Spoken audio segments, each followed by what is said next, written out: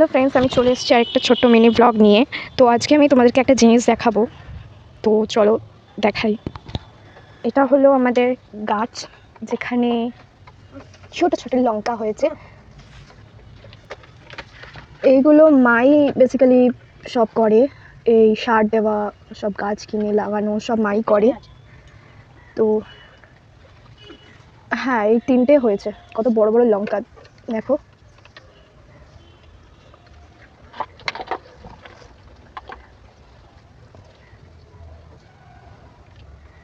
আর আমাদের গাছের লঙ্কার খুব ঝাল, আমি দেখেছি খেয়ে।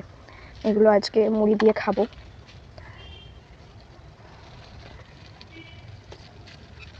কত বড় বড় মোটা মোটা লঙ্কা দেখো সব। আরও হচ্ছে, আরও ছোট ছোট সব কড়ি ফুটেছে।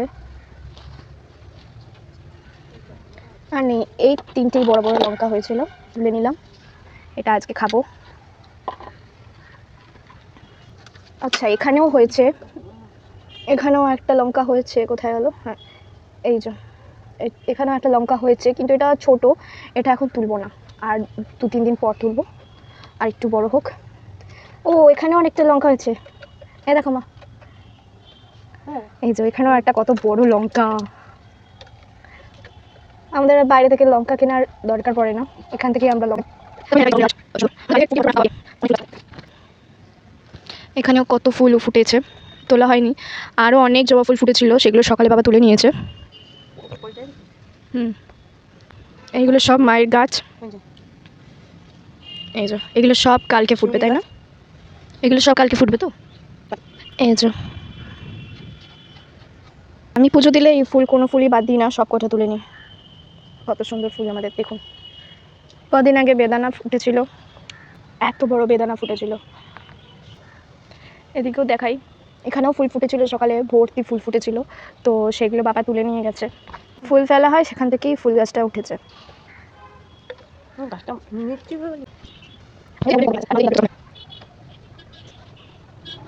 বলছিলাম যে মা যেখানেই যায় একটা একটা করে গাছ তুলে নিয়ে আসে, নালে কেনে। মায়ের এটা শখ, মায়ের এক প্রকার হবি যে গার্ডেনিং করবে।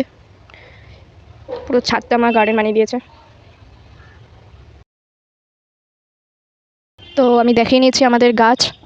তো চলো টাটা। এটাই দেখানোর জন্য আমি বলেছিলাম যে আমি তোমাদের দেখাবো। আর আমার বাটিতে 4টে লঙ্কা বড় বড়।